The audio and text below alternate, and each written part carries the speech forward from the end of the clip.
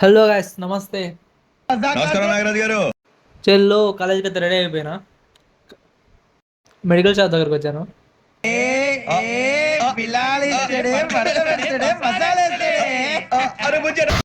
అలా ఏం లేదులే, బ్యాండేజ్ కోసం వచ్చాను గాయస్.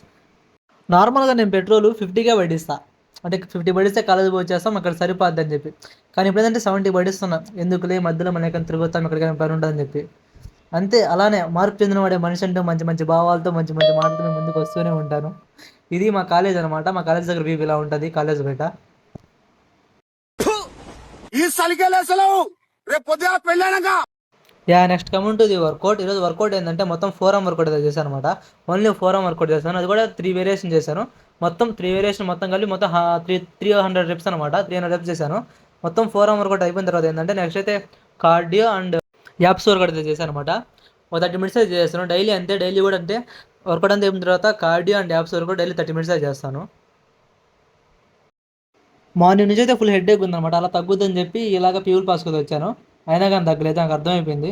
ఇంకా ఖచ్చితంగా కెఫెన్ పడితే తగ్గిపోతుందని చెప్పి అలా కేఫ్కి అయితే వచ్చేసాను నడుచుకుంటూ.